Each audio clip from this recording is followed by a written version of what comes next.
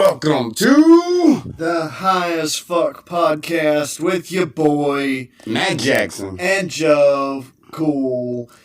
We got an interview tonight. Special interview. A special interview. For me, this is a big one. Yeah. And you're looking at him. It's great. It's awesome. I'm so excited. It feels so good to have this gentleman with us tonight. Yes. Mr. Zombie. Mr. Zombie. Dragon. From all the way from China. We've got the Left Hand Path member, or ex-member. That's right. Yeah, baby. So we got this man on tonight, and I hope that everything is recording right now, because we've been having some technical difficulties on my side, which really sucks for me. But I think this is it's freaking dope. So it's great to get you on, because I've been wanting to talk to you for like, god damn, man. I can't even think about how long it's been. I can't even. Like, it's... Yeah, I think we've known each other for a few years now, right? Yeah, we have. And it's just been like, you know, back and forth conversations and stuff sometimes. And like, I just look up to guys like you that like will actually extend your hand out as well and talk, you know, and stuff like that. And we've created a friendship and over just the internet, you know? So, right. And it's our first time meeting each other tonight. Like, in person, like, yeah, this seeing... is our, like, first face-to-face. Yeah, interaction. And I just think it's just, you know, it's just, in the world we live in, this is stuff that if you're passionate about something, this is what matters, you know, and this is what makes everything just awesome. Yeah. You know what I mean? As a fan, you know, a big supporter of wrestling since I was like out the womb. And I would say that most people who are wrestlers, who are professional wrestlers, have been a fan of the sport at some point, because they would have no other reason to want to be a professional wrestler. Oh yeah, definitely. Absolutely. Definitely. Let's see. What are we gonna start with on this half? There we go. Oh, there we go. I'm not dark so much. It's not dark so much now. It's good. I think I'm good. You can see. All right. I just hope this shit's working out right. That's all I want. So, let's see. Where we want to go? Oh man. Okay. I don't really know. Where do you want to go with first? I mean, I want to know, because he's like a 14. I mean, he's been in the business for so long. And, you know, being a kid from our generation, the greatest generation of professional wrestling. Yep. I mean, what was your inspiration for becoming a professional wrestler? Because I feel like it would be around the same as mine and Matt's, why we wanted to be professional wrestlers when we were kids, but I'm just interested. I've always wanted to ask somebody that question, so... Well, for me, growing up in Atlanta, you know, we had WCW when I was younger. Yeah.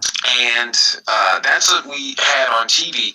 And before I knew that wrestling was a real thing, my mom actually got me one of the wrestling games. It was you remember WCW versus NWO Revenge? You remember that wrestling game? Yes. I played that. I just thought it was a fighting game. I didn't think that these were actually real people.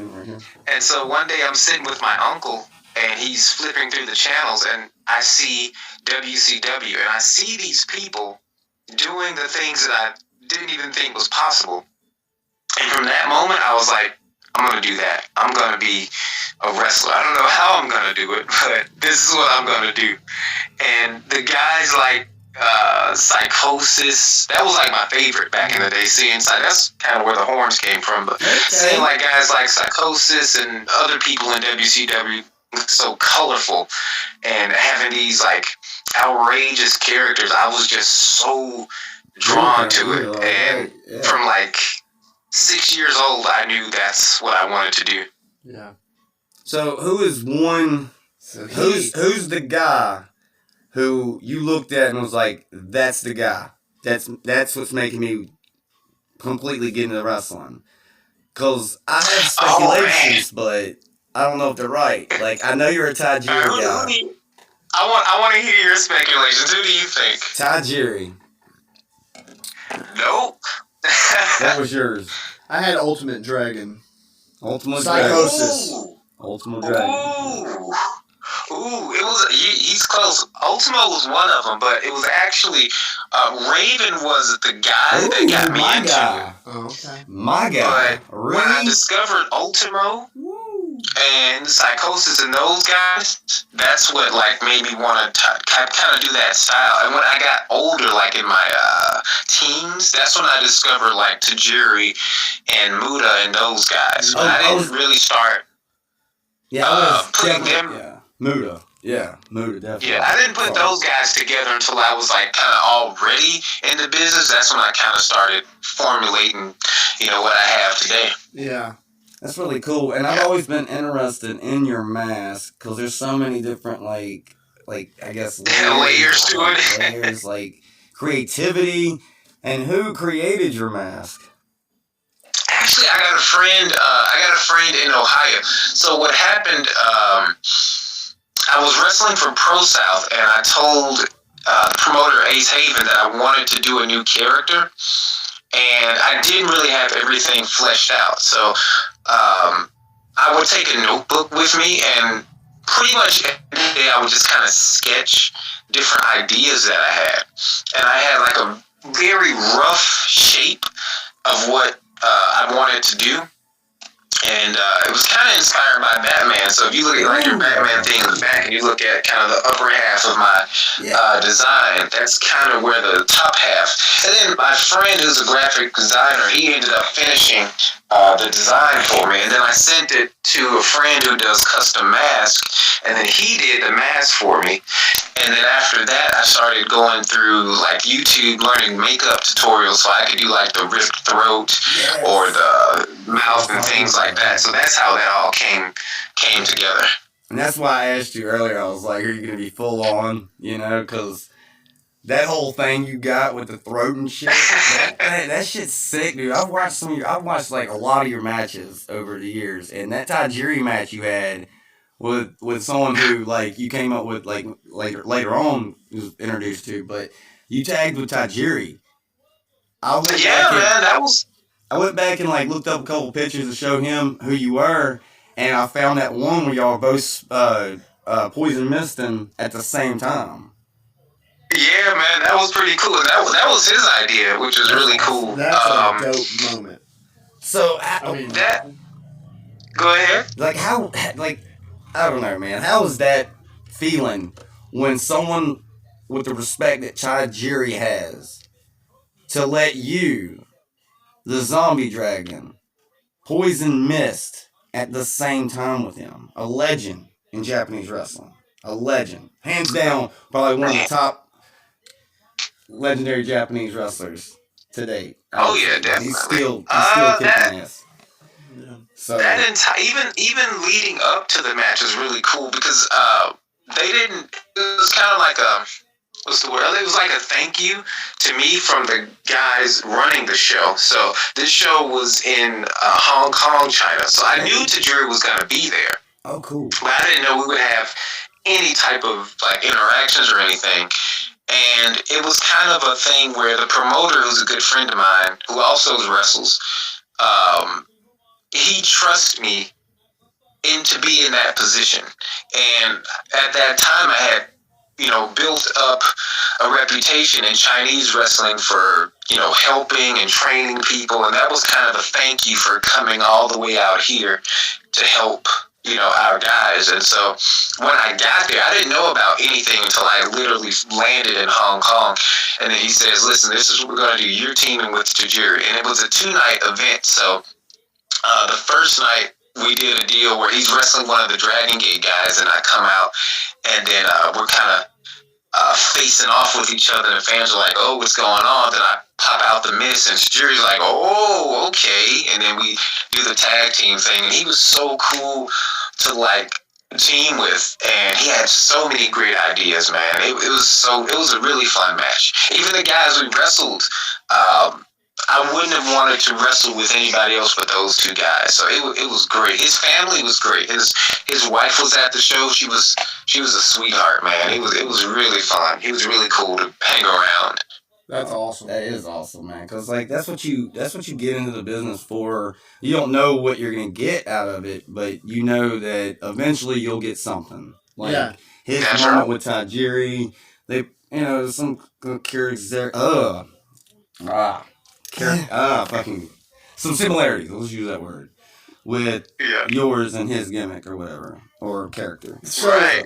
I wanted to say, like, I've been thinking this whole time, just as we're going, right? Mhm.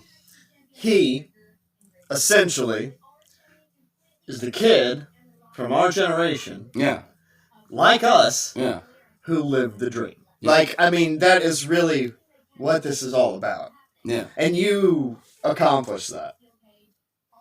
You've accomplished Yeah, a man, lot. and I didn't plan. I didn't plan on any other success like you guys. I just wanted to be a wrestler.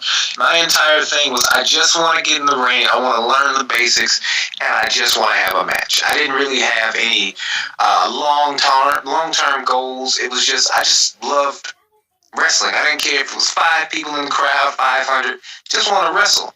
But I think like over the years, 15 years now, I think like over the years, like just being there and helping so many people, like I've been able to receive blessings in the business. You know what I mean? Yeah.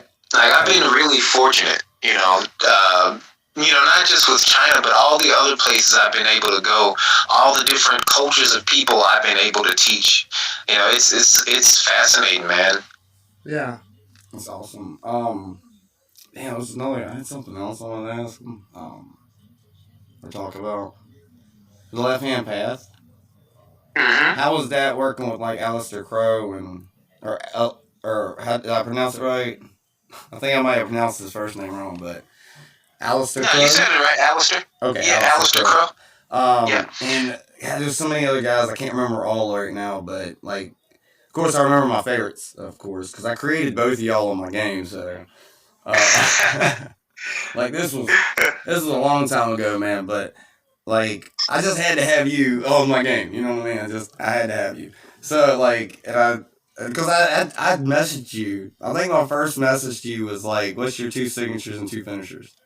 That was my first message. Yeah, I to you think it ever. was something Yeah. like that. I was right? looking at our messages earlier, and I was like, "Dude, this is how I started off with." But I was really big on creating guys that no one knows on the Xbox, and people were downloading them and getting to know y'all guys and getting Right. to see. That's cool. You know, That's other pretty stuff. cool. So I've been trying to promote you. Promoting your shit Yeah. through the video game too is cool. Yeah, though. Like, yeah. that's So- legit. Right. I put it on the channel. I think you might have seen something at one point. I can't really remember, but Yeah, I actually do remember. I still have those pictures from the Xbox of my I think, yeah, you created me on the Xbox, and I think someone did me on the PlayStation, but it was for like one of the earlier games. yeah, I'd The seen year that before. like on the internet or something.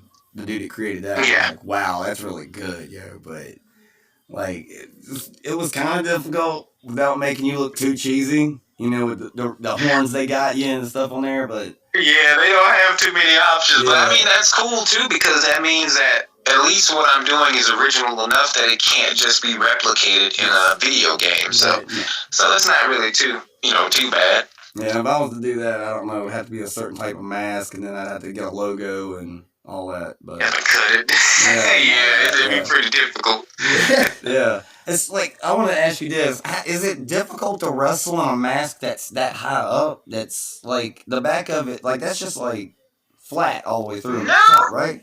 I don't really have trouble with it because I think like my entire career I've always been in a mask, so it's never really affected me. Like whether it's Yeah. this one or the Curry mask, That's what I was it gonna doesn't say. really bother me. That's what I was going to say. I was Yeah, like, so- can we bring up Curry? Can we bring up that? Well, if he's been in a mask his whole career, then it's not. I mean, it's not part of the gimmick as much. I mean, it is part of the gimmick because it's a mask for the gimmick, but it's not as much part of the gimmick as it's just he is a masked wrestler. yeah, but how For his like career, yeah. yeah, and like that was another thing I was going to talk about is the Curry. Is Curry man?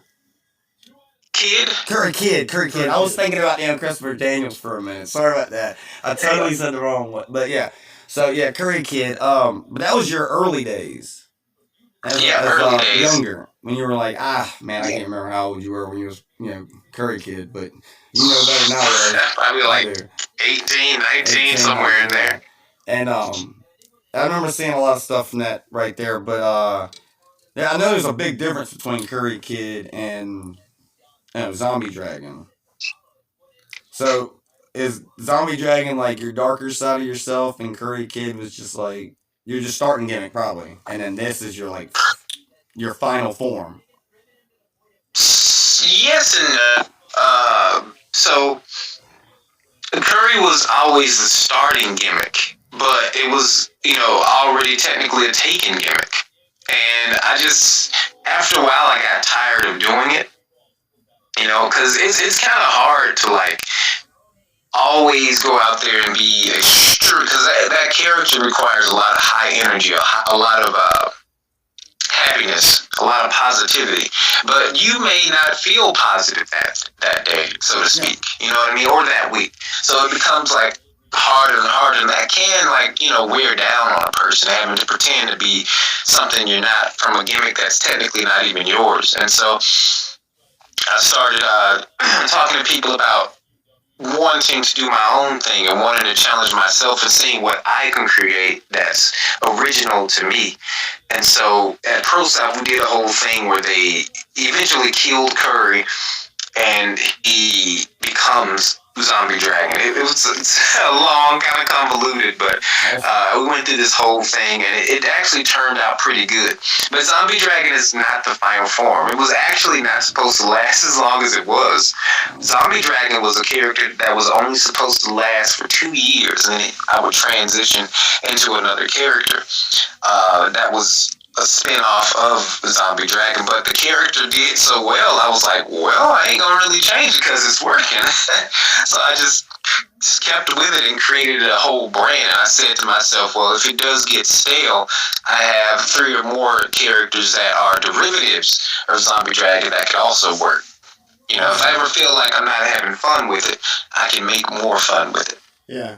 That's what I was going to say is, like, I would think, just the fan side, that this would be your final form. Because you went from, like, Curry Kid to, like, this is your end-all, be-all gimmick, like Bray Wyatt. No, what he's saying. But Bray Wyatt keeps reinventing himself. This is our evolved version, but there are more. Yeah, but what I'm about to say is... there are more. So there is a chance that you'll change. Absolutely. And be something totally different. Well, if you do that, make sure you let me know. You might be so different I can't recognize you. So, but so how's life in China? Ah, man, it's okay now. You're from Atlanta, Georgia, right? Yep. Okay. Yep. So what was how's it I know it's been so long. 15 years now, right? 15 years. Right? Yeah, 15 years.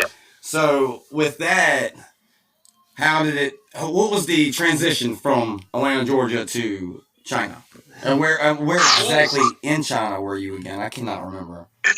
Oh man, in Harbin, China, that is very different from Atlanta. Atlanta, we call it hot Atlanta. Harbin is like Russia. It's freezing. Oh wow. It's cold. I mean, we still have snow outside right now. Like it's freezing cold. Like we have snow like through the spring. Like it's pretty freaking cold. Wow. So it was a rough transition starting out because I couldn't believe how cold it was, and I just had to get so much in order, like to get the company to where it is today. I was like, this needs to change because they don't have a pro wrestling culture here. You know what I mean? So they didn't understand like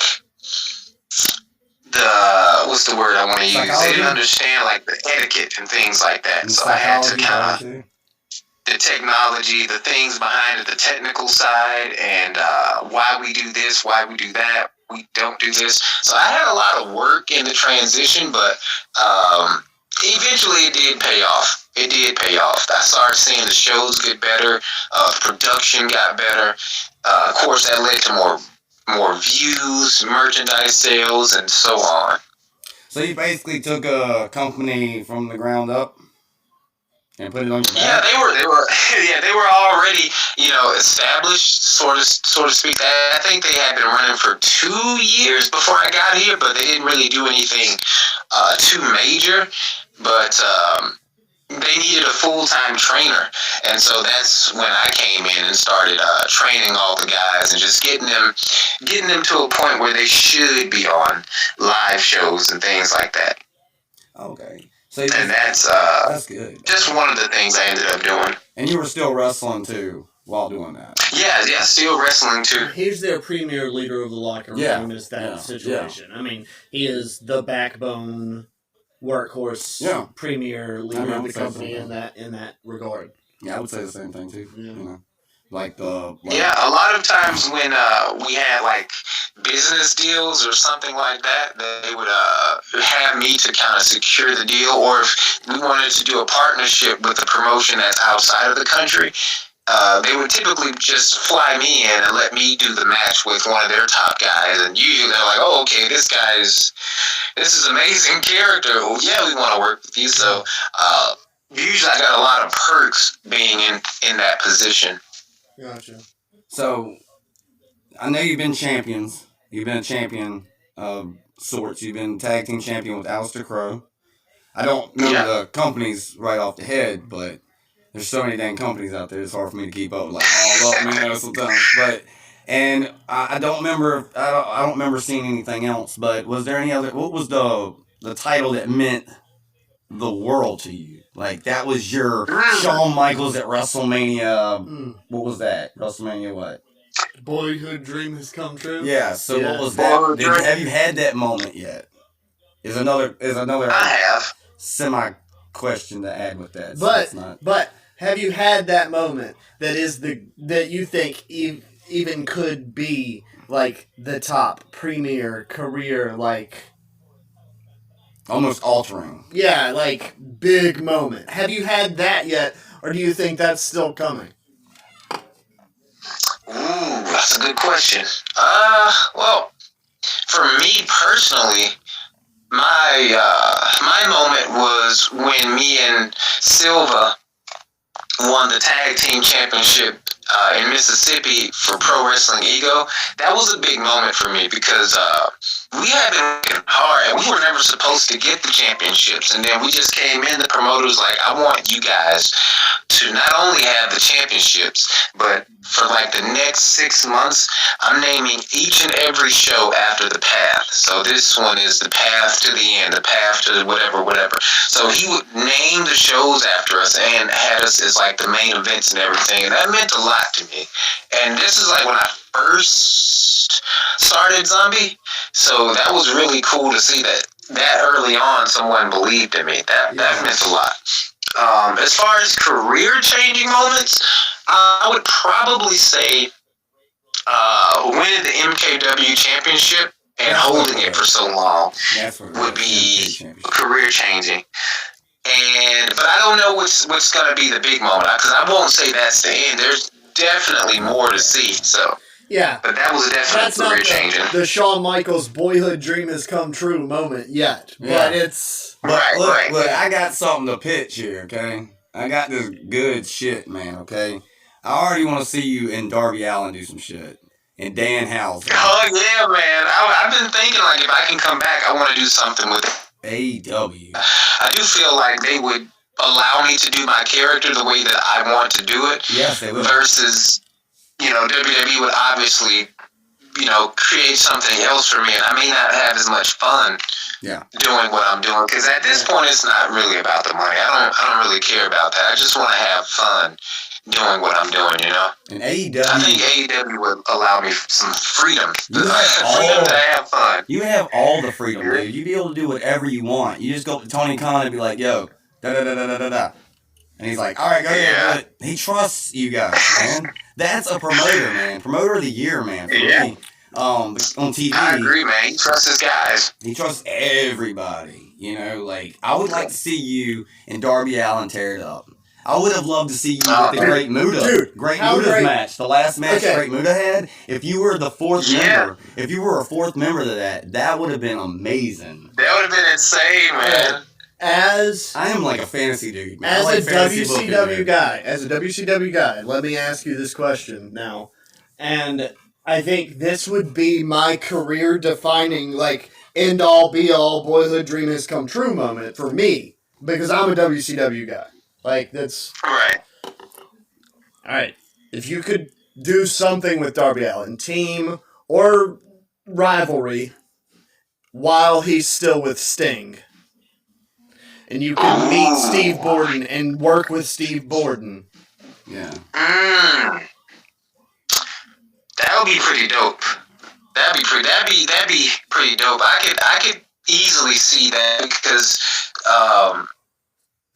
story wise, I can already see like Darby Allin is the kid with a death wish, so to speak. I'm literally the one who will grant you death. So that would be like an interesting story. And having that extra guy having Sting in there too, that'd be pretty dope, man. That'd be pretty insane. I got another one for you, buddy. I got another one. This one's big. My heart you know just stopped thinking about it. You and Willow, the Wisp. Oh, yeah, Willow. Yeah, you know what? I wanted to tag with Was the mask Su Yung before she stepped away. That'd be pretty sick. Who'd you say? Su Yung. Oh yes. Is she stepped away? Yeah. I have not heard that news yet. I think she just came back, if I'm not mistaken. She had stepped away for a good minute, but she just came back. That would have been like a sick team because we both do the mist and everything. I was like, man, that'd be a dope team, male female team. Yeah, because there's a lot of intergender. We were actually planning that before like COVID hit. We were gonna do like a tag tournament thing, like an intergender thing, but we could never get it off the ground after the pandemic hit. Okay, that would have been dope though. You and Su Yung, dude. I'm gonna have to show you something. Yeah, like you'll see what he means by that. But I can see all kinds of stuff with you though. And I feel like right now, what you're doing over there in China is it's amazing stuff. And man, I mean, I would love to see you over here. You know what I'm fucking saying? Yeah, man. I'm gonna try to get back, man. I gotta get back. I mean, just on TV, I want to be sitting here going, oh my god, like, I'm marking out. Fuck, I'll be honest, I'm marking out. You can mark out. Yeah, mark out on the Mark Out podcast. No. Right on, man. But yeah, there was some other stuff we were going to talk about too. I don't even, did we get touch on like the differences in China and America? Yeah. So like you talked about the lack of pro wrestling culture in China before you got there. What is the difference between pro wrestling culture in the U.S. versus China? You know, wrestling in Mississippi, wrestling in, you know, these backwood matches. Yeah. And what I think mud shows. Let me see. The wrestling culture in the States is a lot more developed than it is here. So you could see, you don't even have to be a wrestling fan to know what wrestling is back home. But for us, let's say we're doing a big show at the mall. People may not know what wrestling is. So it's literally, when you're performing, you have to take it as you're actually showing people their very first impressions of pro wrestling. You are literally, from the ground up, living the childhood dream of a kid from our generation, but in a different culture because you had to start it from the ground up. I mean, that's really from the Monday Night Wars era of what was real, like, because we go from the 70s and 80s that were, you know, pro wrestling was big and it was popular, but it wasn't really, like, a focus. So then we get into Monday Night Wars, and that was when everything electrified and everything became what it was. Yeah. And then that spiced it up. Yeah, you get to create that of your own. And for people that have never experienced it. Yeah, exactly. That's why I appreciate Zombie here, because of what he has done, you know, and this has been years in the making, you know, for me to want to interview and sit down and talk and all that. And just being able to go from the start of all that to now, it's something else, man. So yeah, let's see. And we all saw that. I did want to talk about during COVID. Like on TV, we all saw how fans affected That's it. the performance and everything that went on during COVID with professional wrestling. We all saw that. And we all saw how the fans not being in the arena affected everything. How was that for professional wrestling, during the years of COVID for you? Oh man, it was rough. It was rough. I remember we would do like TV tapings because we still had to produce videos. So we would do like closed tapings, and the only people allowed in besides the wrestlers were the families of the wrestlers. And it was just rough, man, to like wrestle with no crowd at all. It was terrible. And we would do like 3-4 matches in a day because I did 2 characters. I would have to wrestle 2 times on one taping, and then one taping could be like 3 or 4 shows. So it was rough, man. And yeah, we hated it. We hated it. The 2 characters. We hated the COVID era. Was it Curry Kid, or was you playing something else? Yeah, it was still Curry and Zombie. Okay, so you were both simultaneously. Oh, cool. Okay. Yeah, simultaneously. Yeah, because I brought Curry back here, the character here, because I could use it as enhancement talent for somebody, and somebody else doesn't have to take that loss. I can let Curry eat a loss, and I don't really care. Right. That makes sense. That makes a lot of sense. That's probably why a lot of guys do that. Yeah. I see that on the company that I was starting to train at, which I don't do it anymore. I feel like I get to run around sometimes, but anyway, so it was people playing masked characters and going out there as something else as well. They go out there in their human form, and then they go out there in their masked form, or whatever you may call it, or whatever. And it'd be like the assassins or something. Everybody knows about the assassin gimmick. Everybody knows about Right, that. that's It's like like- an ugly mask, and it's 2 of them. Assassin 1 and 2. That's like the most southern gimmick I can think of when it comes to mask guys. That and the Russian. Yeah, that too. Those are like the. What was that other one I was thinking about? It was Thunderfoot in the company that I go to a lot. It was a dude named Thunderfoot. And they would put somebody that's like, want to see where they're at. So they're like, okay, just use this gimmick tonight, and then we'll see where you're at on the card and how you do and all that stuff. So just go out there and be Thunderfoot, and then we'll go from there. So Okay, we talked a little bit about what Zombie would want to work with in AEW. Yeah. I'm curious to see who in America you would want to work with right now in the WWE. Like, who would you want to work with or against, tag team, or fight against, either way? And who do you think you could have good chemistry with? Ooh, that's a really good question. Let me think. I gotta think on that one. Let's see. Who in WWE I would like to work with? I would like to work. Well, I can't work with the women, so let's see. yeah, That's a tough one. I haven't really thought about it because I haven't been able to honestly watch WWE in years. I did watch the Rumble, however, but I haven't watched WWE in a long time. So I don't know. I can't even remember who's there. Maybe if I had to choose, maybe Demon Finn Balor. Oh, yeah. Maybe That's what I was thinking too. That would be a good matchup. I could see AJ being a good matchup. AJ Styles. Yeah, AJ, being 2 Southern guys, that'd be pretty cool. Yeah, I think for me, for Demon Finn Balor, feud or tag team, regardless. I know he's older now, but in his prime, I would have loved to do something tag team wise with Kane, just because of the color similarities and stuff. Yeah. But yeah, I think Demon Finn would be cool. I was thinking Bray Wyatt. I was thinking that too at first. I think the only reason I didn't choose him, I think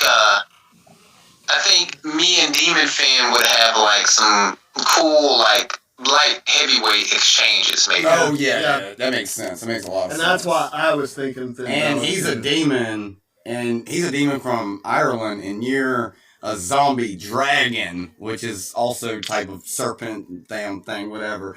from Atlanta, Georgia, but resides in China. You know what I'm saying? So that element right there alone is, Yeah, it's pretty what you cool. can feed off of. Right. The demon meets the zombie dragon, which a dragon is a dragon, but this is a zombie dragon.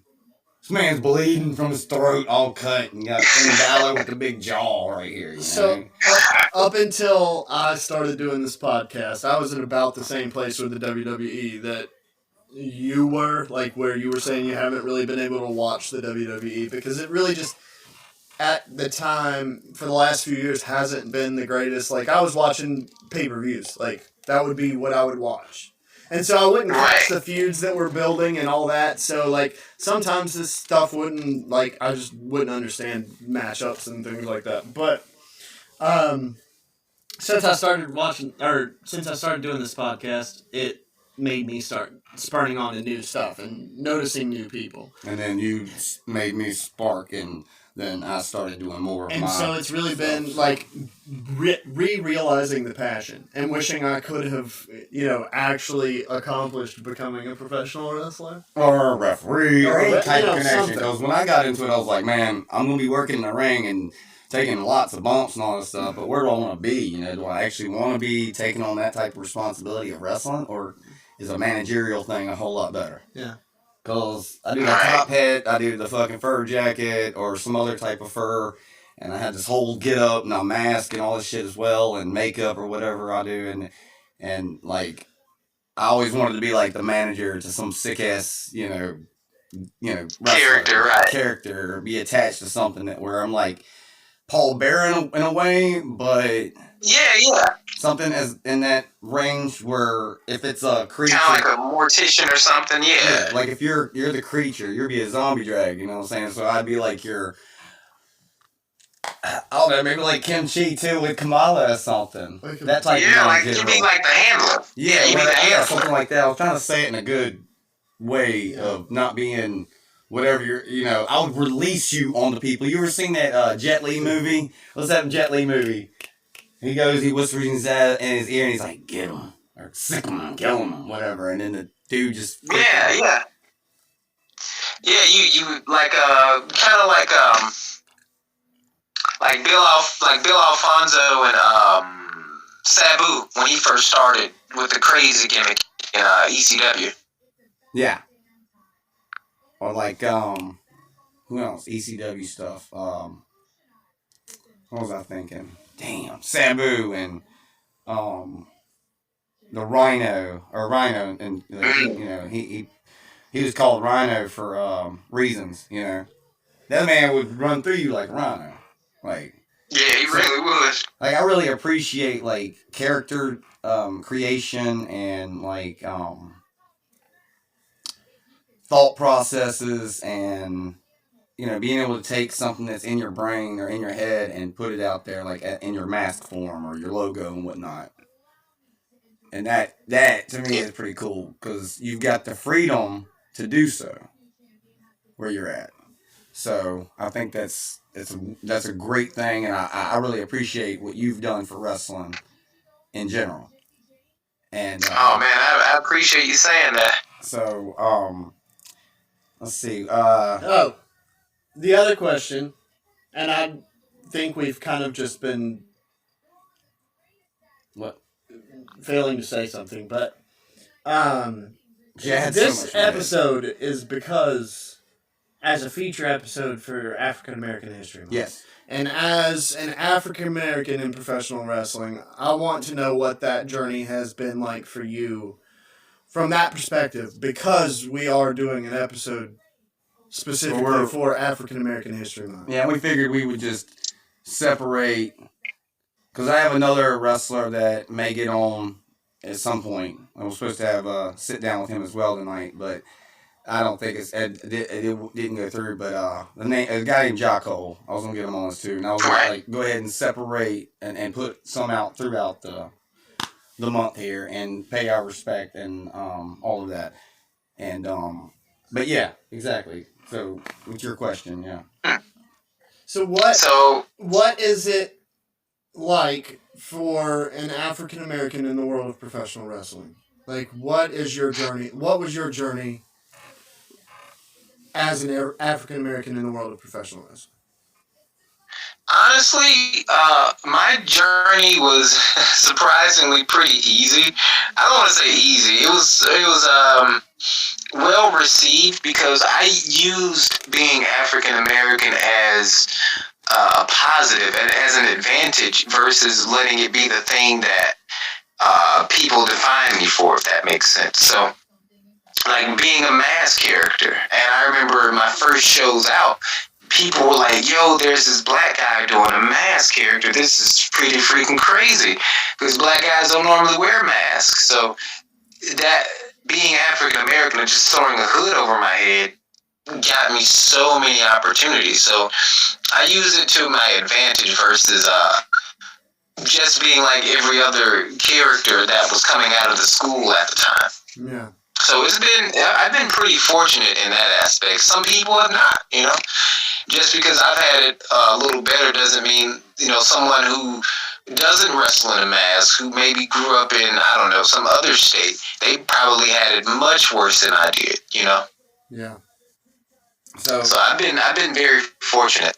and that's through the whole career, and both countries and whatnot as well.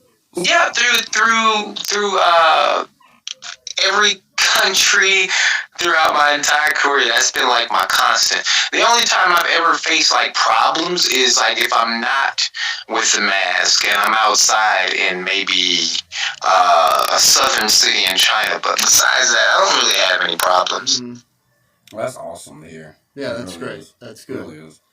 I think that we have seen a lack of African Americans in the world of professional wrestling on Over televised the years, yeah. events and things over the years. So I think that that to hear that it's not adversity that has kept you specifically out of the limelight is good. But we hope it will continue, of course, for everyone else, because that's just 'Cause we Right, it's fair. That's the way it should be. Yes. And we got a guy coming out on NXT right now, Wes Lee. I think you probably heard of him, the Rascals. He was part of the Rascals. Oh yeah, we're the Rascals. Yeah. He was with Myron Reed and I forgot the other guy's name, but I remember that they were like a trio in MLW, I think. That was he might have been in that group. Was that? But Yeah. the Rascals had Trey Miguel and Yeah, Trey Miguel. what's that dude's name that was with Wes Lee? His name was something else. Dang, I can't remember his name now, but whatever. He was a white boy with like tattoos and like the hair was shaved around or whatever. But anyway, he's coming out right now, so I was like, yeah. But we have great guys. Oh, okay. Odyssey Jones. Damn, dude, Yeah, Odyssey. he's great. I mean, there's so many out there that's and I don't know. It's a great time to be a wrestling fan for me, all in all, anyway. So I've got Odyssey Jones, which I'm a big fan of him. You've got fucking Private Party. I mean, you got Yeah, Private Party. I like those guys. Private Party, Street Profits. I mean, yeah, we got a lot I of was gonna say Yeah. they are good. Yeah. fucking New Day, baby. New Yeah, New Day. So New Day's got a man. fight tonight. So they got the NXT Tag Team Championship. So it's crazy. Booker T, goddamn. I know he's not recent, but he was just in the Royal Rumble, and that was a great moment for him. Yeah, he was in the Rumble, which is I can cool to see him. see. I can see him fighting at WrestleMania Yeah. with somebody. Book it now. Book that thing now. Yeah. Give Booker T Booker T. at man. WrestleMania. But okay, so who was your favorite when it comes to that? In the Rumble? Favorite to win the Rumble. Ooh. No. Favorite African American superstar. Okay. Oh, favorite African American wrestler. Ooh. Yes. Man, there's so many. Let me see. I'm gonna try to choose just one, and I'm gonna try not to choose The Rock. A lot of people are gonna choose The Rock. Yeah. Let me see. Norman Smiley. Hey. Norman Smiley. Wow. Norman Smiley. I think I would have to say. Well, I met the guy. I would expect that as a WCW guy. Yeah. I met Farouk. I met Farouk, and he was watching me train. When he was walking in, I was training in the ring at one point, and he walks in, and I just forgot everything I was fucking doing in the ring, man. You know, I was like, oh shit, fucking Farouk's here. Right, Oh, God, starstruck. he's gonna fucking be seeing me wrestle or do whatever I'm doing at that day, and I'm just like, then I started getting nervous, but it was good. It was alright. I was just nervous because he would have been like, I just pictured him walking over, me fucking up, and him going, damn! Oh, man. Oh. But, like, Mark Henry, Yeah. like, I'm big on Oh, him. yeah, Mark Henry is good. He's a good guy. Wesley, D'Lo Brown? D'Lo Brown, that little shaking head. thing. Devon Dudley. Yeah, Devon that was Dudley. crazy. Oh, yes. The Hughes brothers, which are his sons, they're phenomenal, too. I've never seen them wrestle, so that's something else I'm gonna have to watch. They have some matches out there. I don't know where all they're at, but yeah. And aren't isn't Devon Dudley's sons, aren't they wrestling? Yes. Terrell and, Yeah, Devon. man, I can't remember the other one's name, but I know Terrell because I was about to hit Do him they up. wrestle as part of the Dudleys? No, they're the Hughes brothers, I believe. Mm. I believe that's what they go after, is the Hughes brothers. It's not like Yeah, Hughes Gun brothers. Club. They try to be a replication of their fathers. Yeah.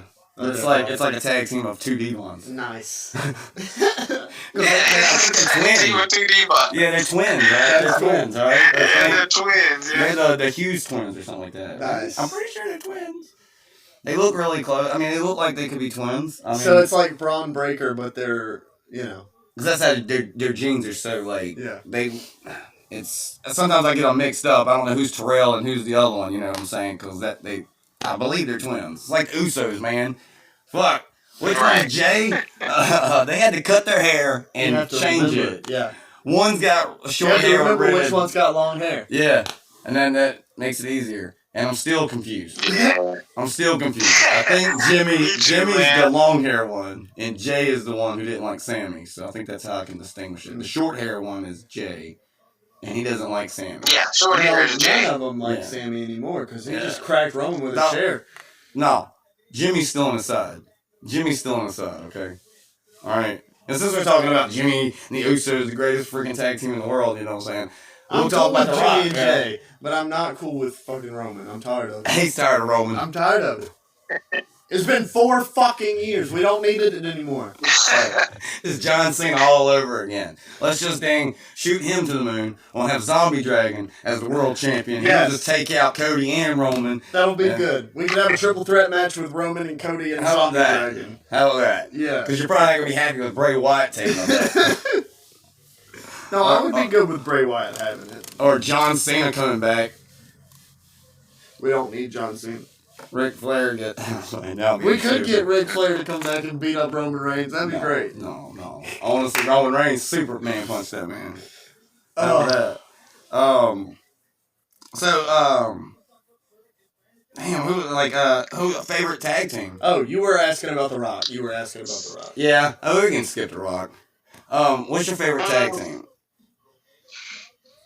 I got a few favorite. I got like 3 favorite tag teams. It would be the Legion of Doom would be one.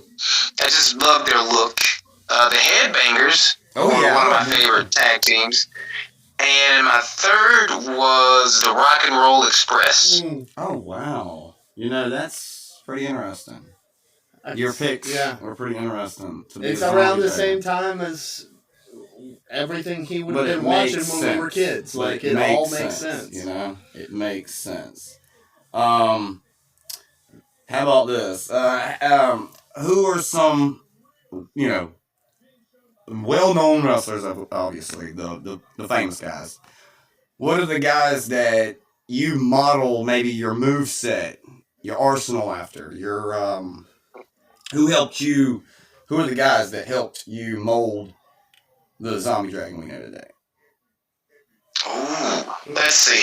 Who all did I choose? I chose. So normally, as a wrestler, when you create a character, you want to pick like 3 guys and kind of mold yourself after those 3 guys. But I did it a little bit differently. What I did was I took like Tajiri was one. I didn't take too much from Muta. I took like the pacing from Muda, some of the ideas from Tajiri. But then I kind of just stopped there with the wrestling, and for the third slide, I started looking at actors. Okay. Because wrestling is a lot like acting. Oh, yeah. And one of my trainers used to always say, if you take a bad actor and a bad fighter, you get a good wrestler. So I said, what if I chose two good wrestlers and some good actors and created a character from that? So that's kind of, I chose two guys, and then I started looking at different movies and certain actors and seeing their mannerisms, things they would say, words they would use, and even though I don't normally speak, just having that experience from the acting standpoint, it helped me put together matches a little better. Mm. Who are the actors? Tony, you know Tony Todd? Tony Todd. He did Candyman. Okay, yes. And he did, he was in the Flash series as Zoom, and he was a really good villain in that series. And I just kind of started watching it. And that's the voice for the character came from watching the Flash. Could I don't want to be imposing or nothing, but could we get a little piece of the real Zombie Dragon, like what you would sound like as the character? Actually, when I do the voice for the character, the way that I film it is I have a computer set up, and I go through the lines, and then I edit all of the lines. It takes me about 30 minutes, and I have to edit all the words line by line. And then I have to remember those lines and actually go out and film the promo. So it's my voice, but then it's altered in a way where it's zombie-like. So it is actually a lot of work. So it's not like I just take camera and do promos. Like my promos, they take time. Okay, wow. Okay, I don't think I ever knew that, so that was actually... Yeah, it's like a short film. That's awesome. You're like, well, ask Atticus Cogar does it. Or Cogar? Yeah, he does. Atticus Cogar. does it. Yeah, he does it. Darby like does short it. films, man. Yeah, and it's fun to do it that way, because I used to see too many promos where the guy's just kind of like in the car, and he has his camera. I'm like, I can't watch this, man. That's pretty cool. He knows Atticus Cogar, though. That's pretty cool. So the world of wrestling is pretty deep right here. Yeah. So, Atticus, The wrestling world is super deep. Because Otis and Atticus, they're a tag team, the Cogar brothers or whatever. Whatever they're doing now, I don't know. 404 or something like that. I don't really know. Well, I mean, I know, but I can't think of it. But yeah, with them, it's crazy. It's cool. I met well, it was not them, but or the Dawson brothers. You know them, the Dawsons. The Dawsons. They're the big guys with beards. They got big beards. Big guy with beard. I don't think I know. The only Dawson I know is like Kimbrel, but he's not a big guy. Oh, okay. All right. So yeah, I don't think I know them. The question I have: you said you're built at 6 foot tall. Yes. Yeah. Yeah. And 175 pounds. 175 pounds. Is that right? What's it like to be a big man and a high flyer? The agility that it takes, but to also be a tall, big man, to be one of the high flyers. I mean, Psychosis was one of them too. So. Yeah, he was. I think that's why I mean, even at a young age, I kind of knew what my bill would be, kind of, sort of. Not exactly, but he seemed realistically more close to what I felt like I was. And it's pretty cool to have, like, can be a tall guy, so I can also do power moves when I want to, but to also be a high flyer, so I can garner sympathy from people as well. So it's really cool to have like that mix where you can kind of switch it depending on what match you're in. It's actually really dope. Yeah, a lot of people don't realize that, because like I saw a match where even Rey Mysterio had to be the heavyweight one time, and it was an okay match, but I could tell that he wasn't used to that. Right. So it's cool to be kind of tall but high flyer, Yeah. be a slimmer guy. It can kind of, go back and forth, Yeah. I know it said somebody's name as one of your trainers, but now that name's left my head. But was there anybody other than the one guy that's basically on your like resume or whatever it was that I was looking at? It was something that tells the whole career and all that stuff. Yeah. And It wasn't Wikipedia, but it was something like that. yeah, I was gonna For the use wrestling world. that to keep my brain. Is it cage Yeah. match? Yes, I've been there, yes, yeah. it's cage match. Cage match. Yeah. Steve Platinum. That's the person I give my Yes. credit to. Yes. Steve Platinum, but he wasn't who I started off with. I started off with WWA 4 actually in Atlanta, of course, with Mr. Hughes, and we had a lot of good guys there. We had Jonathan Gresham, A.R. Fox, and a bunch of other well-known guys now. But That's awesome. Mr. Hughes was the trainer, That's the and I felt like I wasn't getting. How can I say? Not saying get enough. I just felt like I wasn't ever going to wrestle if I stayed there. I felt like I would always be like refereeing school matches. So I had a friend who was going to the Platinum Championship Wrestling School, and he invited me to come down, and immediately I was like family. And he put me through the paces. I got to train with them, and it felt a lot more intimate. That's the best way I can put it. And that's why I kind of stayed there and learned so much at Platinum. That makes you want to stay too. Once it gets to that wrestling intimacy, it's totally different from anything else. But I think with just my little bit of training, I think I had a little bit of taste of that too. Being able to get in the ring with guys that I looked up to before I'd started. And See, what's Stan beautiful- Crowley's my dude, so I don't know if you've heard of a name named Stan Crowley, like my Facebook page, whatever. When I post his stuff or whatever. He has like white face. How did you spell it?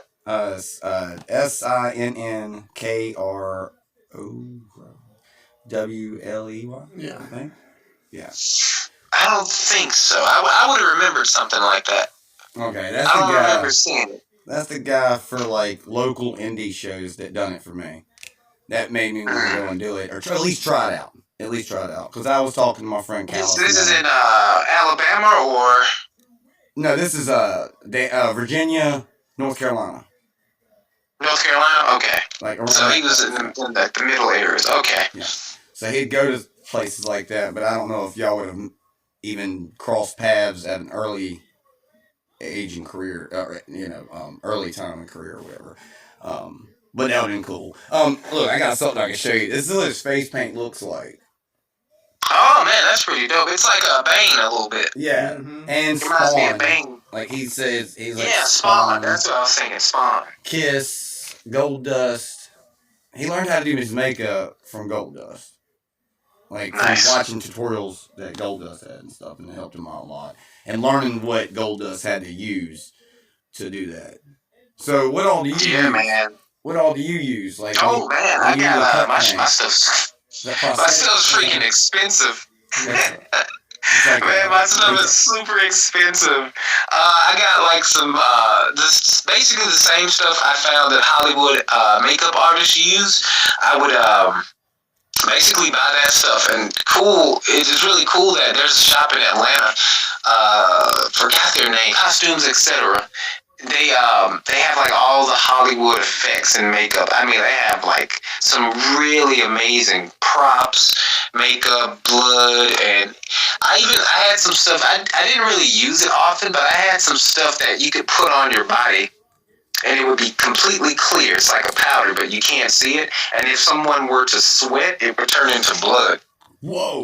It was freaking insane. Yeah. I used to, when I first started testing zombies, that was one of the first things we used. So Wow. if I'm in a match and I start to sweat, you would just see blood coming from everywhere. That is freaking That's sick. Yeah, that's a lot of like that's why I'm so interested and intrigued by your character over the years is how much, because I could tell, but I never knew fully, because I've never asked about it or nothing like that. But I've always wanted to know exactly like how that was done, and you went really professional with it, and like that itself is honored. That you took so much time and passion and all kinds of other words I can use, but Yeah. you did it. You know what I'm saying? You went out there and took a chance on yourself and made it happen. Yeah. So I think there's a lot to learn from guys like you. I really do. So like I don't know how much longer you want to continue this. That is totally up to you. However long you guys want, man. All right, so but yeah, just tell me when, and we will end the conversation or whatever. But I just wanted to say that real quick before we go over our board and take a. I don't want to feel like I'm taking advantage. I guess you know what I'm saying. I don't know. No, you're good, brother. Nothing like that. So definitely, because I know there's some other things if I can just get them out of my head. What else did you want to ask? I don't know.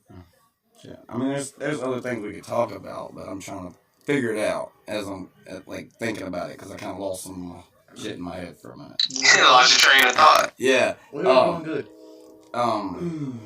Oh damn. This is the highest fuck podcast. This is the highest fuck podcast. Yeah, this is the highest fuck podcast. Like and subscribe. This is we're talking to Zombie Dragon. Give Zombie Dragon his chance to promote his Yes, shit. there you go. That's something. Yeah. Do you have anything that you can promote? Yeah, you guys can always find me on Facebook as Alberto Curry or Zombie Dragon, or you can follow me on Twitter. Instagram I can't use right now, it's locked. I'm using it from another country, so there's always this. A good place to find my matches, you can type me in on YouTube, just Zombie Dragon Versus, or you can follow the Middle Kingdom Wrestling YouTube page. We're going to actually start releasing some unreleased matches that we've recorded over the years, so you guys can be on the lookout for that, which would be pretty cool. I will, and we do a podcast and we review a lot of stuff, and I'm trying to get back into reviewing more indies and more companies that no one knows about so people can know about them, so Right. And help, like, I don't know, we're growing, everybody's growing, we gotta try to We gotta help. We gotta promote each other. That's what this is all about. That's what right. this world is all about. Yeah, and it's sometimes for me, like when I was trying to get this show getting off the ground or whatever and started or whatever, I know it's just 95 followers or subscribers at the moment, but that don't matter to me. At the end of the day, I mean it does because I'm trying to go somewhere with this, but at the end of the day, I'm doing something I love to do. I have interviewed quite a few wrestlers from the promotion that I go to and stuff, and they've went well. Straight the one dude, Austin Shadows, man, straight up gimmick, like talked exactly. It was a psycho interview. Okay. Oh man, that's awesome. I'll have to send you that. It was psycho. Like he was straight gimmick. It was like talking to fucking Mankind backstage. The squealing voice and a rat or something, but like some detailed shit. And he would click off from personalities because he had a personality thing with his character. And this man has got a glass eye. So it's all, some of his stuff's legit, and he paints this weird stuff on his eye, like his little makeup stuff here to stand that eye out. And then he switches from fucking personalities, like as if he's really got this disorder. It's pretty psycho. He switches from gimmick to gimmick, but it seems like it's not a gimmick. Yeah, he'll talk like the Hounds of Haiti guy, and then he'll fucking go over to being that crazy shit where he's ripping at his hair, and you don't even see this. It's all voice recording, man.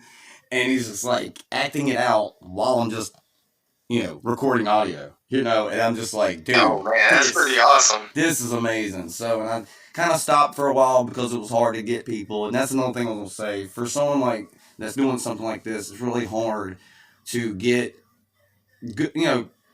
I would say for you, you're up there. You're up there for me. Like this is like sitting down and talking to anybody, really. I mean, really anybody. Like for real, Finn Balor, anybody. I can sit here and list off stuff like a Mark if I want, like if I, whatever. But what I'm saying is this right here is the moment that I've been waiting for. This is my moment, my cup of tea, because the guys that I'm friends with, of course, like in real life, like we chat and we talk and in person and all this other stuff and. And I've been brought into the company, and it doesn't matter when I show up. It's just it's the same love and all that stuff. So, and I want to say, I've already said it multiple times, but for you, when I hit you up today and try to set this up, because I do forget about timing and stuff like that, but I was actually able to make it work, and you were happy to come on the Wrestling Mat podcast channel and do the Highest Fuck podcast with us, and that right there in itself is. Just thank you, Yeah. we really need more guys like you that you know, it's like, okay, man, I got you, you know, like I got you. I don't care. Oh, Yeah. that's it. I got you, bro. I got you. And Yeah, no problem, man. Because I mean, you guys are starting out, but even you're helping us because you're taking guys and you're giving them a chance to tell their story and promote themselves. You know what I mean? So you're help. So why not help back? oh, exactly. That's that. You know, he just said something, right? He just keyword. He just said story, right? That's another question you had for him, and we both did. Origin story of Oh yeah. Zombie Dragon. Okay. So there's the difference. There's a I don't think we've distinct gotten there difference yet. between Curry Kid, Zombie Dragon. I was interested in the origin story of the Curry Kid, and then all the way up to the death of the Curry Kid. As you said, they killed the Curry Kid, and then brought in the Zombie Dragon, and where that transition to, like you talked about, doing them both at the same time. So just the origin story of your beginning. Basically, like your lore. Origins. The lore. Yes, so what happened was, at the same time I told Ace Haven about the character idea, they were creating a group called the Left Hand Path. I remember this. I was actually supposed to be in the group, but the timing happened to work out perfectly.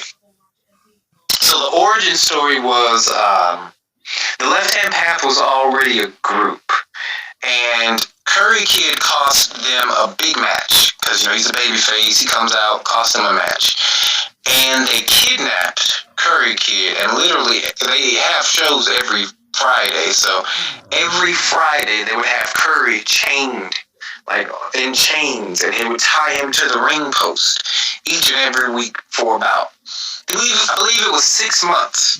No. Curry Kid was like Every literally week he was just a slave to the pack. Just chained. And eventually they had like their big show. Guess you could say, yeah, their big show. And Curry gets free, and he costs them the titles. And so the following Friday, Matthias, the leader of the group, says, you know what, that's pretty much it for Curry. So they come out, and this was actually kind of dangerous now I'm thinking about it. We soaked the Curry mask in like gasoline. Oh my God. And they bring me out on a slab, kind of like, I don't want to say Jesus, but I'm on a slab with my arms stretched out. And we had this cool gimmick knife that I have, and he stabs me in the chest, and he starts dragging the knife down my chest. And as he's dragging the knife down, Matthias Crow is the one that stabs me. Oh, wow. Matthias is from like an unholy Bible that burst into flames, and then they take my mask off, burn it, throw it into the trash, and you got a huge fire going on. Curry is bleeding, no mask, and I basically just crawl out of the building through the front door, and the fans are like, "What the heck just happened?" And then at the end of the night, I return as this new thing, and that was the origin story of Zombie. And it's crazy because people forget that those two were the same people at one time. And so we did a little thing where that next month during the trios tournament, I think it was, the fans started chanting Curry, and Zombie almost starts going into the old Curry dances. And then he's like trying to fight it, and then he just stays Zombie. It was pretty cool. But that's the origin story of how Zombie came to be. I think I remember some of that chained up stuff, and you going into Curry and something I saw on you. And you got the Curry Kid. That's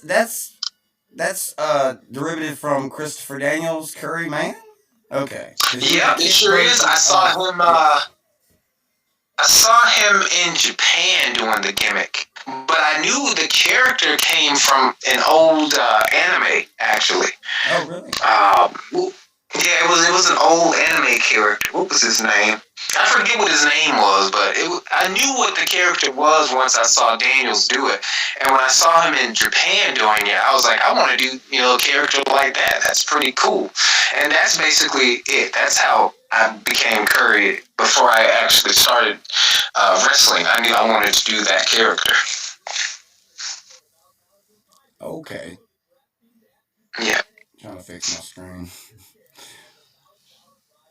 Okay, because I kind of figured you had some type of ties. That character had ties to the Christopher Daniel thing, Yeah. and I'm not sure, but I think someone else played Curryman as well, other than Yeah, Christopher there's been Daniel. more than one. There's two Curryman, and there's another one. He used to tag with another guy, a heavyset guy, who also wore a curry mask. His name was Hayashi Rice Man. I think it was a Japanese guy. Okay. So it's been other people to portray the gimmick too. Okay, and what made you? Yeah, I mean, I guess it was Christopher Daniels that made you want to do the gimmick, right? Yeah, it's just his work looked so clean. You know, It was your idea. I really liked it when I was. Yeah, his work looked really clean in Japan, and I just really fell in love with the character. It was so different from everything else I had saw. He was working for New Japan at the time, and it was like so different from the other characters. They were all so serious. Yeah, the Fallen Angel. I think he was teaming with Bryan Danielson then. Okay, that's good shit. Yeah, they were a team. Brian's been doing some really good shit lately. He's going against MJF at Revolution, so I can't wait for that. MJF. Nice. Do you know of MJF, right? Yeah, I know MJF. I always see his stuff on social media, pissing everybody off. What do you think about his dedication to kayfabe? I don't think it's kayfabe. I think it's really him. But you know what? People get so good, and he has talked about. Bruce Pritchard's talked about him. Bruce Pritchard's in his back pocket or something like that. They're friends, so I'm like, I love it, man. he's got I love that greatest heels dude, of all man. time. Because it's hard to be a heel in this day and age, but for somebody to fully embrace it, and you can't cancel. I mean, normally with a person who's trying to be a heel, if you threaten them, they will switch up. But you can threaten him, you can do what you want, he's still going to be him. Yep. There's nothing you can do. So he's fully embracing being the jerk, being the heel, being the bad guy. It's working because we're at a point where people believe that has to be him. That has to be him as a person. He cannot be playing a character. But the fact that we even think that maybe it's not, maybe it is.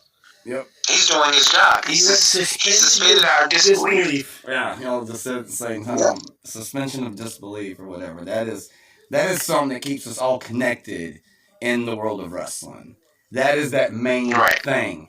You got titles. I know I've worked in the business. They call them props or just props or whatever. But some companies, I don't even think they should be saying that. You know what I'm saying? Take this shit seriously, bro. Like, once I heard that... Yeah, I wouldn't say that about a belt, actually, on a show. I was like, yo, if that's the way you look at this, then I don't know if this is... I don't know if that's right. I don't know if that's right. That's what Yeah, might not be for them. It's like I said earlier. If you are not respecting and a fan enough of the business for the title to matter to you, to say it's just a prop, then, like... Alright, I'm just going to go ahead and say it. The fucking 24/7 title. 24/7. They could get rid of it if they wanted to. Whatever. They did. But the way they threw it in the garbage, that made me mad. It's a title regardless of how stupid it is. It's like Wonder Blade. It's a title. WCW throwing the women's title. You don't disrespect a title. Yeah, I don't care if it is for and missed the trash can. Yeah. Missed the trash can. I'm glad you saw that. That was Nick. Was it Nikki? Nikki Cross did that. She was like, I don't care about this shit, dude. I don't want this. Threw it in the trash, man. It's like, damn, you could have just let somebody else win it or something like that. I actually enjoy a title Donate like it or that. something. Yeah. I was really intrigued with the title like that back in my childhood with the hardcore title. Yeah, that was the presented to 24/7 me. that was the hardcore title was good shit, but It just didn't have the hardcore to it. It didn't have that belt. That belt is probably one of the best title belts. I know it's just a broken the winged. It's the winged eagle, Winged but eagle that's belt. what made it cool. Smashed That's what made up. it cool because it was like a smashed up version, but I don't know. There was art in the destruction. If that makes sense. Oh yeah, definitely. It was I presented to me actually cold. that was one of my favorite championships. Me too. That and the Intercontinental. And I always said if I was to be a wrestler, those are the two belts. I want the hardcore first to show that, yes, I've got this. You know, like, because if you get in a match like that with those type of stipulations, you get looked at as a hard ass, tough guy, you know, whatever. Like, oh, dude, that dude's psycho crazy. Yeah. And then you go to transition from that into an Intercontinental belt with my character that I would, like, my Joffrey Killer thing. It's crazy as hell too. You know, it's like if I wanted to do what I wanted to do, like he gets to do with his thing, it would be fucking psychotic. Right. You know what I'm saying? It would be. But then I look around the guys that are doing things like that, and it's like, God damn, that guy looks almost like what I'm trying to, like what I envisioned, but it's not like it. But it's like, God, that's close. God, that's close. God, that's close. So it's kind of hard to be original. Nothing is new under the sun. It's really hard to be original. But looking at this mask right here, this is originality right here. Yeah. This is something that I only saw through this man right here. So how do you find that moment of artistry where you do find something original? Like because we talk about that a lot. People who create art, people who create theater, people who create music, people who create shows. How do you find, like, most music is 3 chords and the truth. Most wrestling gimmicks are a replication of something else that has been done before. Most paintings something has been done before like it. So how do you create something fresh in that world of oversaturation? Good question. I would say you create the originality because you take inspiration from things. That's okay, but there are things about you that are original as a person. Like you two, I know you guys, both enjoy wrestling, both wanted to pursue some type of career in the business, but both of you are completely different from anybody else I'll ever meet in my life. You guys are original. And no matter what you take inspiration from, there are things that have happened to you in your life, things that you've gone through, things that you've experienced that make you original. And you can take those things and put them into your idea, and that's what makes your idea original. It's literally just you putting yourself into it. Yeah. Oh, wow. Okay. So I'm on the right track with all that. Yeah. I'm just taking because we talked about this the other night about the different personalities that I have with my gimmick, or the characters that I talk about, like the Joffrey Killer thing, and all that. So I guess I don't know if we're... There may be people who do something similar to what you do, but I can assure you, no matter how many years they've been in the business, no matter how similar, nobody can be you better than you can be you. That's great. That's good words right there. That's good shit. That's something that you viewers can take from this tonight, from Zombie Dragon himself. You know what I'm saying? I just think Take it to the bank. Yeah, and you know, thinking about you without meeting you, I think I was nailing the hammer, whatever, the hammer and the nail, whatever. Like I can tell this is a good guy. He's got morals. He's got all this, and he's got a deep Real process respect. of thought on like creation and Yeah. and like going and building said company and helping talent and just being real, and you coming on and just doing it for the business. You know what I'm saying? So that right there alone is really cool. It's a man that has respect for the business. That's all he's ever wanted to do his whole life, and he finally has realized that dream, and that's just the most beautiful thing I can ever think about. Yeah, with anything, guys, with anything in life that we do, you just gotta put forth effort. You put forth, time, dedication, know-how,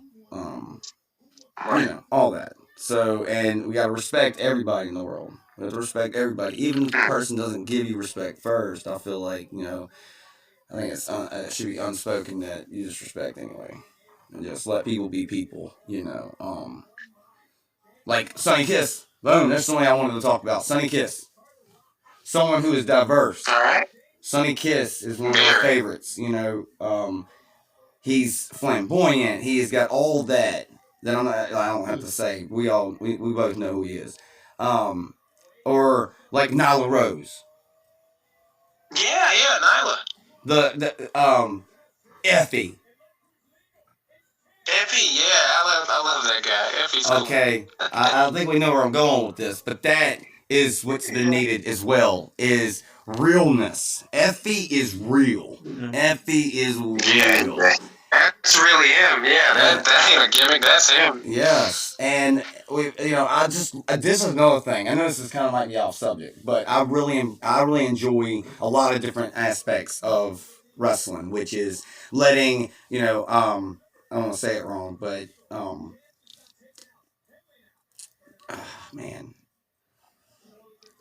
letting like Effie, like he's letting damn trans and Effie. I mean he's a gay man.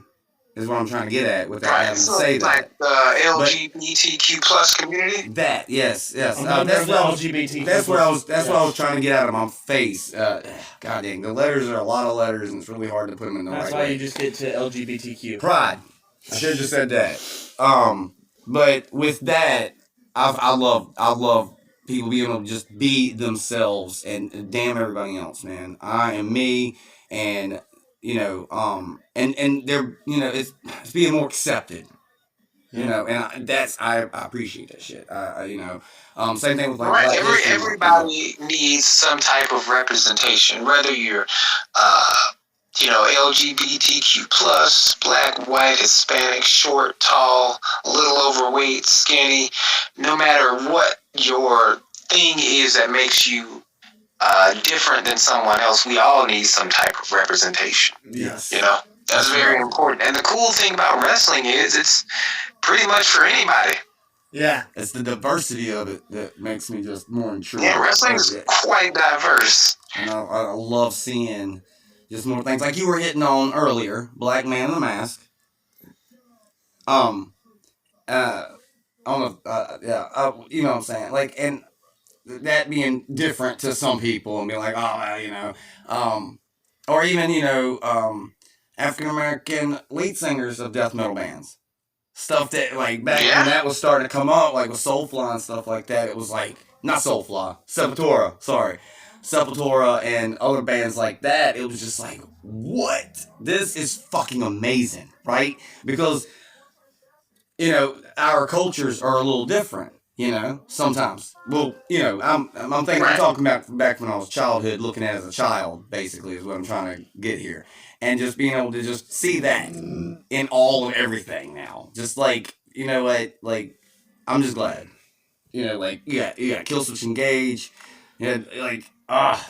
So, I mean, women, everybody is getting, hopefully, recognition. And we're hoping that everybody gets recognition in the business and otherwise. But the business does that. The business is what connects everybody. Right. Yeah. At the end of the day, we are human and we bleed the same. Yeah. Same color, same everything. So. Yeah, you're right. We bleed the same. And I'm just glad that, it's a lot better now. Because when I was growing up. Oh, definitely. You can be different, but you can go to a wrestling show and you can feel at home. Yes. I've always felt at home. You can go to a wrestling show and there's a good chance there's a wrestler on the card who you can relate to. Yes. That's why Bryan Danielson, Bryan was so And good. People that never really watch it wonder why we love it, and it's because of that connectedness. Oh, why do you watch that fake stuff? Or why do you watch a movie, dude? Yeah. Why do you watch a movie? Right. Any type of TV show, you get so invested, and I've seen people crying over scenes in a TV show that's every week, this new episode. Like, I got emotionally involved with freaking Breaking Bad. I get it. You know what I'm saying? Like, you cry some. Right. You get angry. You're like, don't do that. You get involved. So why can't people see that wrestling's the same damn thing, Like, what the fuck is the difference between the two worlds, really? I think It's just people want this to be I real. think People that, want y'all to go out there and break your necks. What the hell? yeah, We have to I safely think do this, people. the media for a long time portrayed pro wrestling in a very negative light. Yeah. So some people who've never seen pro wrestling, they have like really bad opinions about it. So I think that's one of the reasons. But on the flip side, the good thing is I think AEW and WWE are doing a really good job with like things like Make-A-Wish Foundation and all the other charities and things they do. They're doing the work for us on the indies, because people see that. Those civilians see that, man. These wrestlers, it's hard to get these actors to come to these things, but these wrestlers, man, they're doing it. Yeah. You look at Make-A-Wish, John Cena has like some type of record for Yeah, he Make-A-Wish, does man. That's crazy. most of everybody. We're Yeah. talking all famous people. Everybody. Don't matter who you are. Like, he's topped all of And them. the actors who really do it, John Cena, The Rock. The actors who really do it are people from professional wrestling. I would say, like, with The Rock really paid. The group of people that actually care. Well, not just about him, people. but the getting that highlight. You know what I'm saying? Getting that Right. main event spot. Like, Farouk had to work fucking hard to get the world. I wanted to touch on that too. He had to work so hard to be the first African American WCW World Heavyweight Champion, Right. and it was a big moment. It was a big moment in history. Yeah. I don't even think I was watching it. I don't know if I saw that as a kid or whatnot, but I I definitely think it was saw early- the video of it. early 90s. And so it was a moment in history right there. That big moments like that, and the same with you. Same with you. You having a great career so far, and you might have had some ups and downs, but it had nothing to do with you being a man underneath a mask. That mask Not at all, helped and made I guess it helped so you could be something that. Because with your regular faces, like, you can't really be, like, a creature unless you paint and do all this other stuff. You know what I'm saying? Yeah. So, for you really get into your thing, Okay, and it's appreciated. so talking about that, we totally blur the lines of kayfabe like all the time because we got people like John Cena.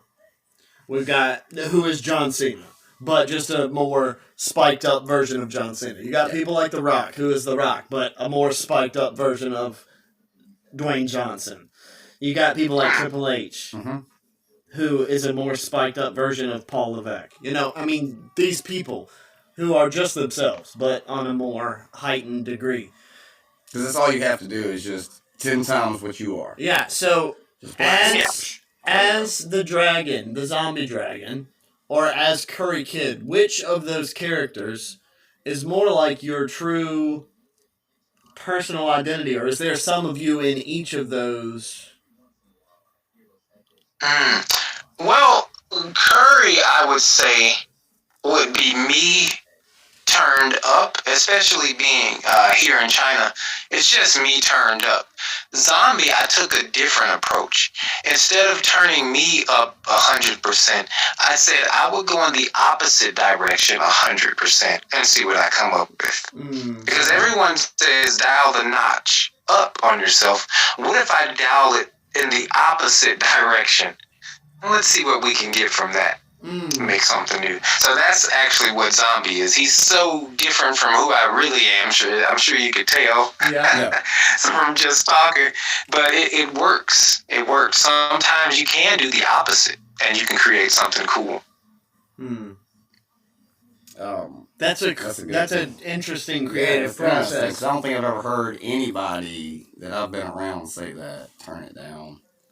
I mean, I've been told to turn it down. I'm trying to think about myself. I've been I told always to- go turn down to 0 and then 10 notches in the opposite direction. I was told I oversold. Yeah.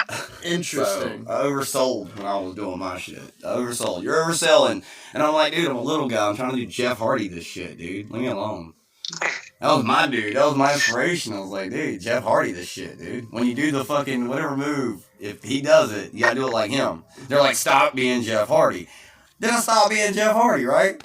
And then they told me to be like Jeff Hardy. I'm like, what the hell is going on here?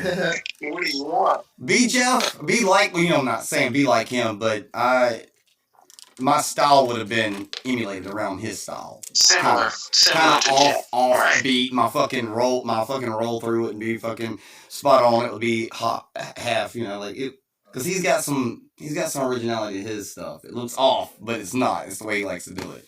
Yeah, he has his own flair. Yeah, and I always thought that would be probably me if I was to do it. So, a little fantasy thoughts there, that would be me, and that's how I would do my shit. It was like him and Billy Gunn. Like, I call him the stomp and go. You just stomp the mat while you're stomping the guy. You know what I'm saying? Whatever it is. It looked like he was doing that. Like he would just be like doing it a certain way. And I fell in love with the way he did his stomping. And I was like, that right there plus some Jeff, and we could just there we go. A little Matt Hardy. Got your own thing. And then Finn Balor came out, and I'm like, well, fuck. There goes some of my shit. Because I was wanting to do the whole. I had thoughts of it, but not like him, but something around the same basic, ideas. Right. Taking it. It's almost 10 o'clock here. I got about 6 minutes, and I'm gonna head off to the gym with my wife. Okay, cool. Get you some gyms, get some pumping gym. Yeah. Get you looking right and tight. Get up in that tip top shit. Yeah. So, who's your next opponent? Do you have one?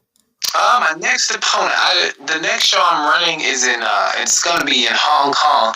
I don't know who I'm wrestling yet, because they're still kind of booking out the card. So I won't know until maybe a week or so from now who I'll actually be facing at the show. Well, who was your last opponent you had? My last opponent was Bufa AU guy, big guy with the boombox. Comes out doing a cool dancing gimmick. He was my last opponent before he went to Japan. Okay, what was your favorite opponent? Ooh, favorite opponent. Favorite opponent would be Toru, a Japanese guy. Wrestled my second match in Japan. That was my favorite. So, have you been to New Japan Pro Wrestling? I haven't been to New Japan. I've only been to Dragon Gate. Ooh, that's right. And PWA, which is Pro Wrestling is Alive, and Guts Army. Those are the three shows that I've been to in Japan. Okay, I know Dragon Gate. I've watched some guys on there, like Kid Lardo, something like that. I think there's some other ones. There's a bunch of them. My head's blanking on all of them now. But anyway, there's that company was really cool. And now I'm gonna have to go look some of that shit up and watch, some Dragon Gate, try to find you on there. Who's your most, I guess, well-known opponent? Ooh, most well-known. Let me think. I'm gonna say maybe I know I forget opponents, but I'm gonna say maybe Ricky Morton. Ooh. Whoa, nice. Wow. Okay. So I think so. Did you wrestle him as Zombie or the Curry? No, I was Curry then. I was Curry then. Okay, I would think so because that was Atlanta, Georgia, and stuff before. Yeah, this was in Georgia. This was in Georgia, not in Atlanta, but it was in Georgia. Okay, yeah. Some of my memories foggy a little bit, but it's been some years. But yeah. Okay, so we'll wrap this up now for you. Thanks for being on our show. We appreciate you hanging out with us and giving us a chance and getting, yeah. And what should the viewers do? Yeah, man. What should the viewers do right now? They should send me their Netflix passwords. They should just smash that like and subscribe button, man. That's what they should do. And share this video with their friends or other people who may be inspiring to be a pro wrestler. They can hear from a pro wrestler and maybe they can, put their money down and maybe join the school and, try to achieve their dream. Yeah. Hell yeah. That was a good send-off note. Do it. Well, I love you. And it's been great knowing you. This has been great. You made my day, made my night. And I want to just appreciate you. I appreciate you. And I had fun, bro. And thank you for doing this again from WrestleMat Podcast, the Highest Fuck Podcast, the format, whatever you watch on the channel. And if you will, hey, you know some people that might be interested in talking? Hey, boom. Once this comes I'll send out. them your way. If I can find some good guys, I'll send them your way, brother. All right, that'd be awesome. Yeah. And once this comes out, I will send it to you. And then you can Okay, cool. then you can share it in China for me. All right, I will. All right, buddy. And it was great talking to you. All I- right. Okay, man. Thanks, man. This has been awesome. It's been really cool, and like I wish you luck in the future. I know you've already done big things, but I hope it continues for you. I appreciate everything you've done for us tonight. Thank you, brother. I appreciate you guys just having me on, being able to share my story and talk with you guys. It's been pretty cool, man. I really appreciate it. Yeah. All right. I appreciate you too. And if you ever want to do this again, you know where to find me. The Absolutely. next evolution of the gimmick. Yeah. Yeah. All right, guys. I'll see you later. All right. Peace, dude. All right. All right. Bye-bye, guys. Bye. Bye, bud. And this has been The the Highest Fuck Podcast with your boy Joe Cool. and Matt Jackson. And that was so sweet. There's That fucking was dude. sweet, bro. Oh my god. That was Zombie dope. Dragon, that was dope as shit. Just Thank you the so much. sweetest, best interview I've ever had. And I So hope I fucking got cool. all of the recording stuff. I don't think I got the whole pod with his face. But I did get the voice. I did get that for the night show. And so I'm hoping that I got a good portion of it because my files are fouled up. But we have got to figure out how to do this better next time. Yeah. And maybe we redo it if it's really 38. We got 38 minutes of it. So, good night, ladies and gentlemen, and we'll be back in a little while with NXT Vengeance Day. And we'll catch up on stuff that we were trying to, or that we're gonna do later. Check it out. See you later. Yeah, love you. Peace, bye. Love and chicken burgers. Do exactly what Zombie Dragon said. Like, subscribe, hit that fucking notification bell. You're out like Elvis Presley.